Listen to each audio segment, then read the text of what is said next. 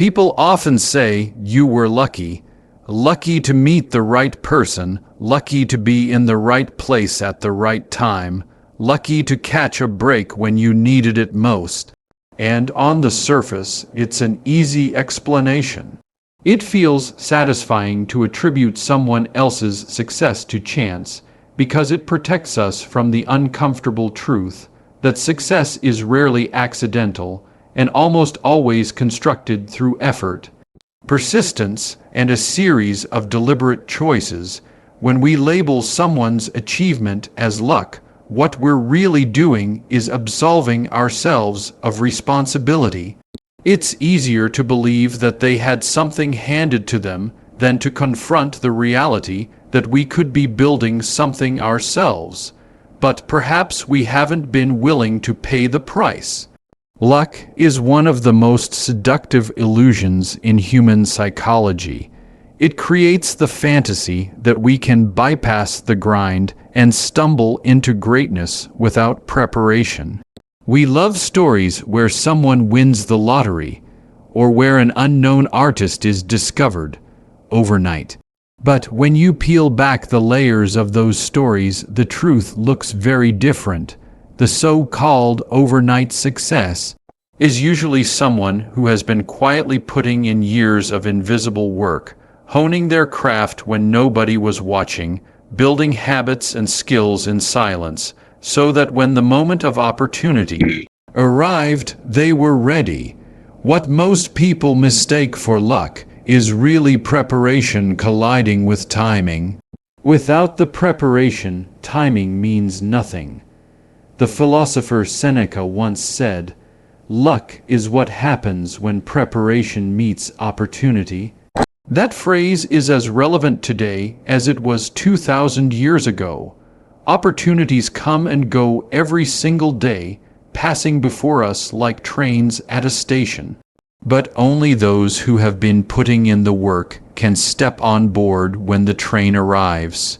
For everyone else, the train passes by unnoticed, or worse, it stops, but they aren't ready to board. And then from the outside, it looks like the person who got on was simply lucky. In reality, they were ready. They had built themselves for that moment. Think about it in terms of psychology. When we believe in luck, we hand over our agency. We convince ourselves that the forces shaping our lives are beyond our control, and so we stop trying as hard. Why give everything you've got if you secretly believe that outcomes are just a roll of the dice? But when we strip away the myth of luck, when we accept that what others call chance is simply effort compounded over time, suddenly the responsibility shifts back to us.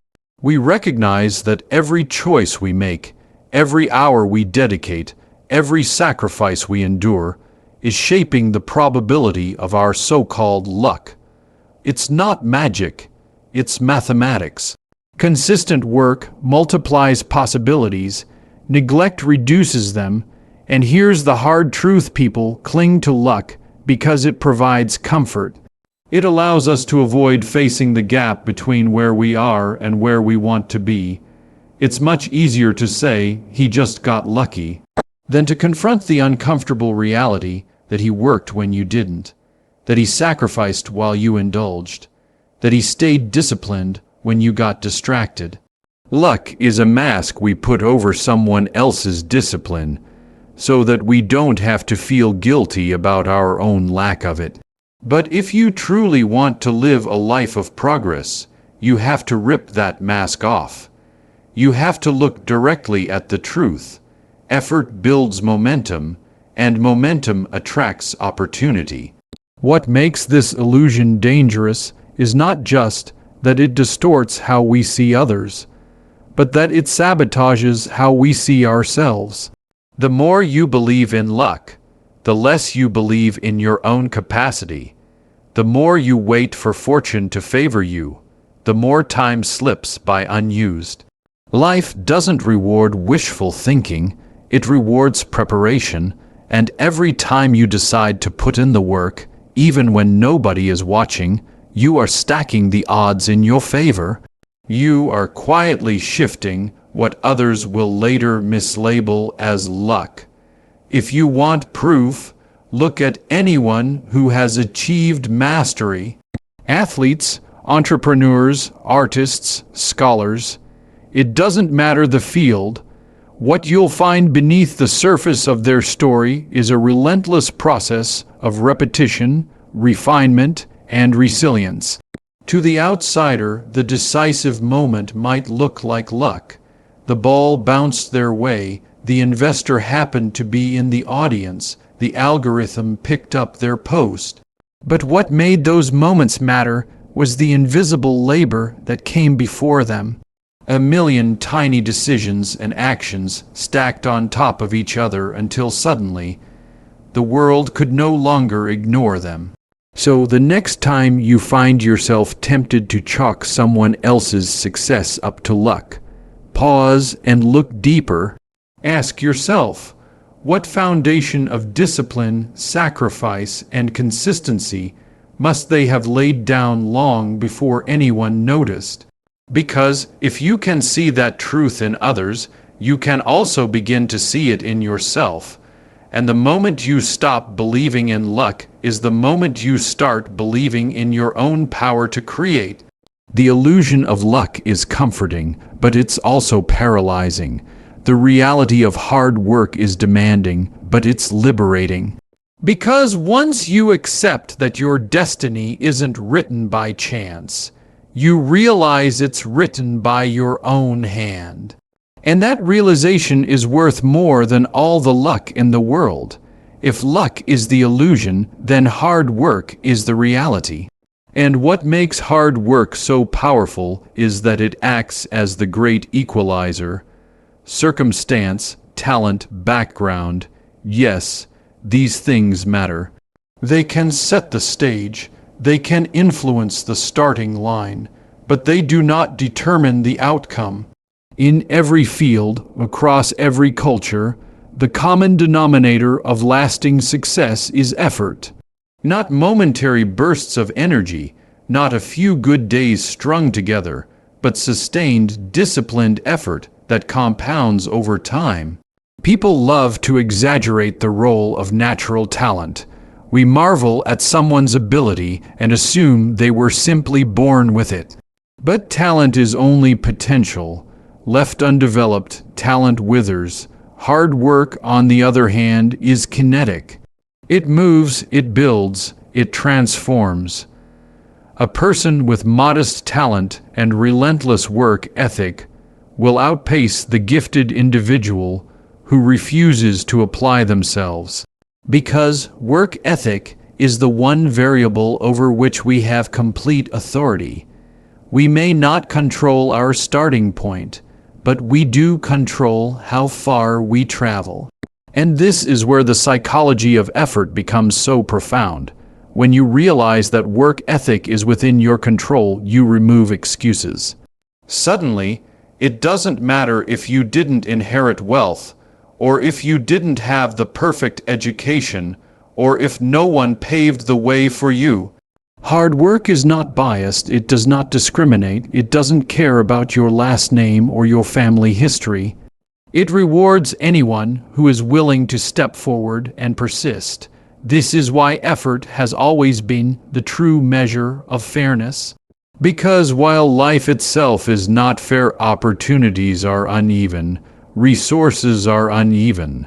The willingness to work hard creates its own balance. Now, there's an important distinction to make. Hard work is not simply about grinding endlessly or exhausting yourself without purpose. True hard work is structured, intentional, and directed. It means having the discipline to refine your process, the patience to endure setbacks, and the humility to keep learning. It's about building habits that keep you moving forward long after the initial motivation has faded. Because anyone can start strong, the question is, who keeps showing up when it no longer feels exciting? That is the dividing line between those who rise and those who fade. Consider the lives of those who came from nothing and built everything. You will notice a pattern, an unwavering commitment to effort, often in the face of overwhelming odds. They didn't wait for a miracle. They became the miracle through consistency. And what you realize when you study their stories is that effort doesn't just close the gap between you and others, it redefines what's possible altogether. Because when hard work is sustained, it creates momentum, and momentum has a way of compounding into outcomes that once seemed unreachable. Philosophically, hard work is freedom. It frees you from dependence on luck or external validation. It shifts your focus from outcomes to process, from hoping to acting. It builds an internal sense of power, because you know that every day you put in the work, you're moving the dial, even if the results aren't immediately visible. And this is what most people miss. Progress doesn't always announce itself loudly. Sometimes it accumulates quietly, like water carving stone.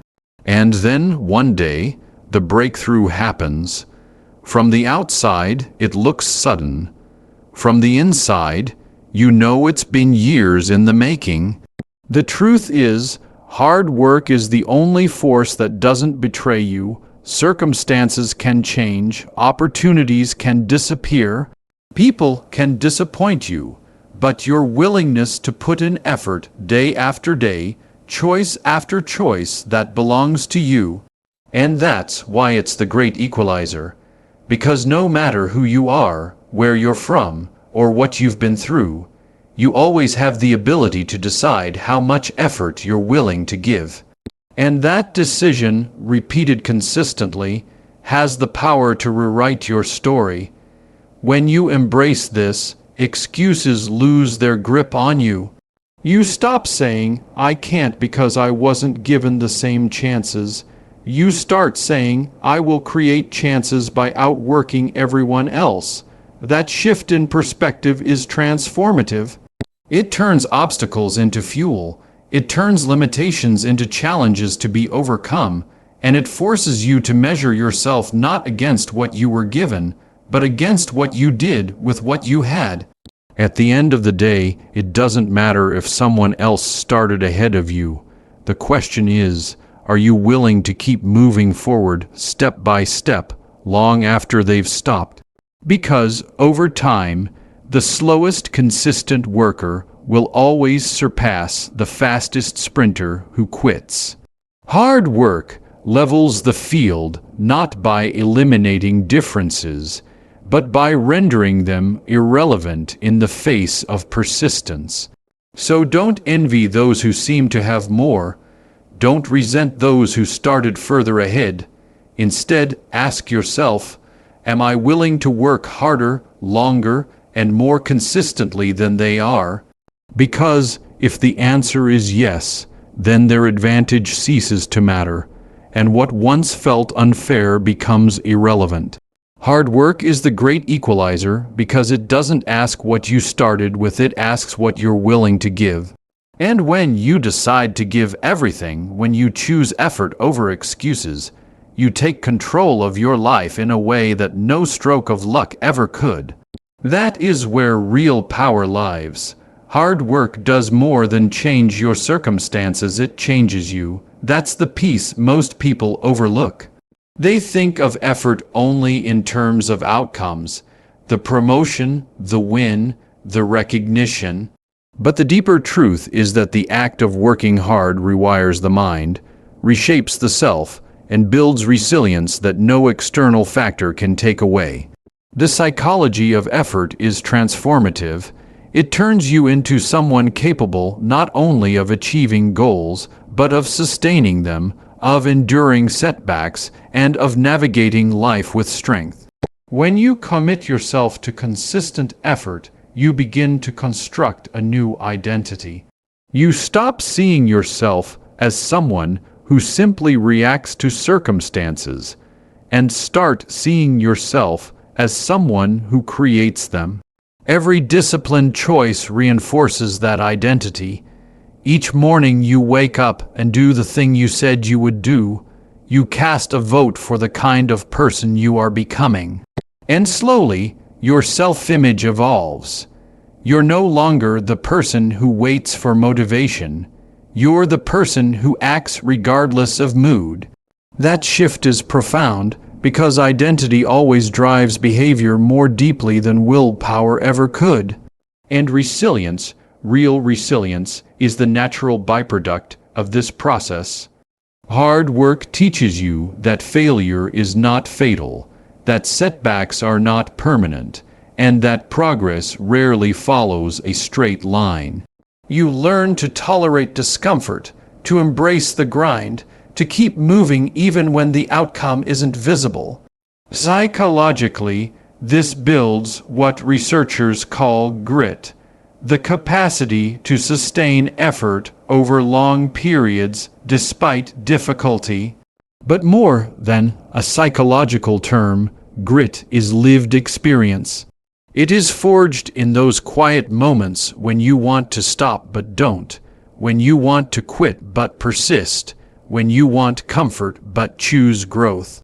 Philosophically, this is one of the most liberating truths. Suffering, when chosen, strengthens us. We often treat struggle as something to avoid, but in reality, it is the crucible in which strength is formed. By deliberately engaging in hard work, we expose ourselves to controlled suffering. We choose discipline over ease, structure over chaos, persistence over giving up. And in making those choices, we train the mind to withstand far greater challenges than we once thought possible. The person who has endured the daily discomfort of effort does not crumble when life becomes difficult. They are prepared, fortified, already tempered by their own discipline. Think of it like weightlifting. The very act of lifting resistance tears the muscle so it can grow stronger. Without resistance, there is no growth. In the same way, without effort, without the friction of hard work, the mind remains fragile. But when you lean into effort, when you willingly embrace the grind, you toughen yourself psychologically. You stop fearing difficulty because difficulty becomes the environment in which you've trained. What was once unbearable becomes normal, and what was once impossible becomes achievable. There's also a deeper dimension here. Effort changes your relationship with time. Most people live impatiently, demanding instant results, craving shortcuts. But hard work teaches you to think long-term. You begin to understand that meaningful progress is measured not in days, but in years. This cultivates patience, another form of resilience. The patient person cannot be easily broken because they no longer expect life to bend to their timeline. They trust the process. They trust that sustained effort will eventually yield results, even if those results are not immediate.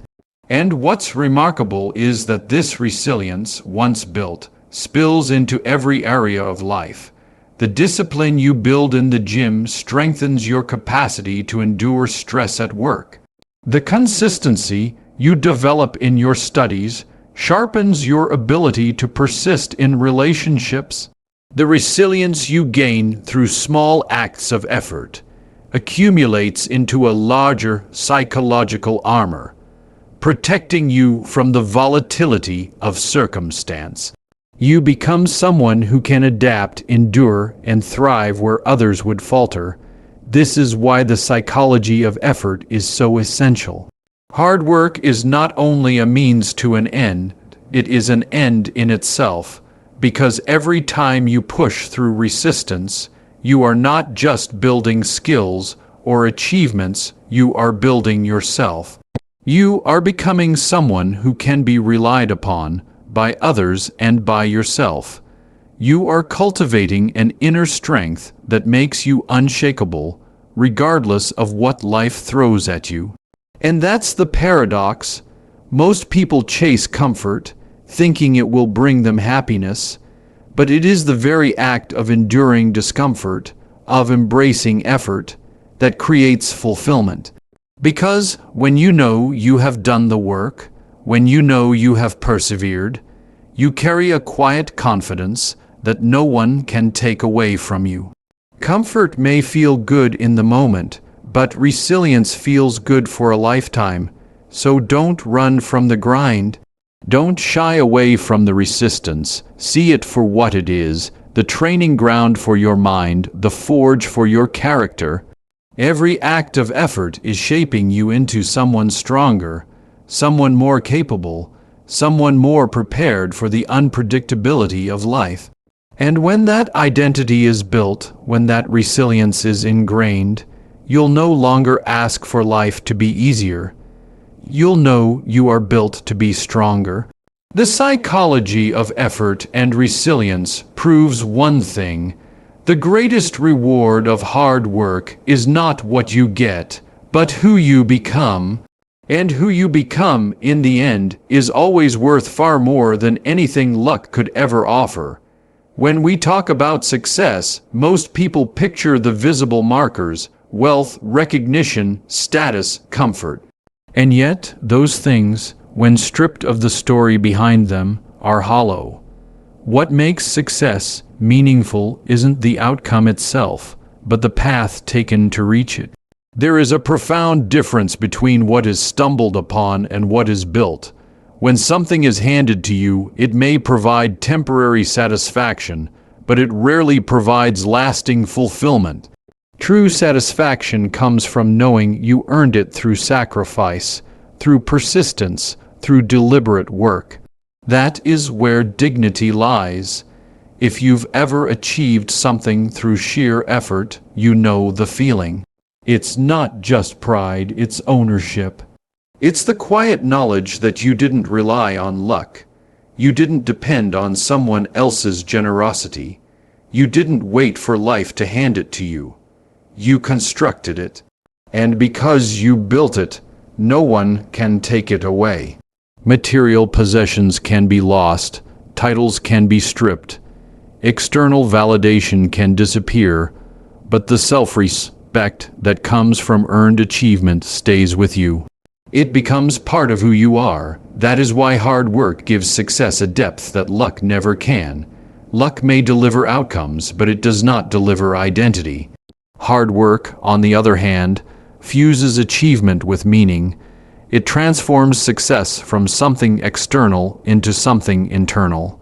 You're not just someone who has wealth, or recognition, or skill.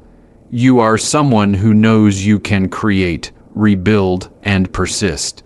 That sense of authorship over your own life is the essence of real success. The danger in believing in luck is that it cheapens achievement.